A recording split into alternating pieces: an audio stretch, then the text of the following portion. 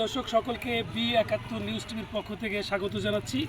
দর্শক অত্যন্ত আনন্দের সাথে জানাচ্ছি যে আগামী 16ই জানুয়ারি 2024 গোপালগঞ্জের মকসিদপুর উপজেলার দিগনাগর ইউনিয়নের ভাজন্দি স্কুল মাঠে একটি প্রীতি ফুটবল ম্যাচ অনুষ্ঠিত হবে।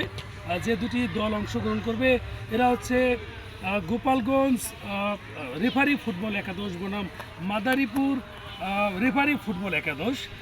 মাদারীপুর রেফারি ফুটবল একাদশের অধিনায়ক হিসেবে দায়িত্ব পালন করবেন বেলাল খান এবং গোপালগঞ্জের রেফারি ফুটবল একাদশের দায়িত্ব পালন করবেন ফাহিম আহমেদ।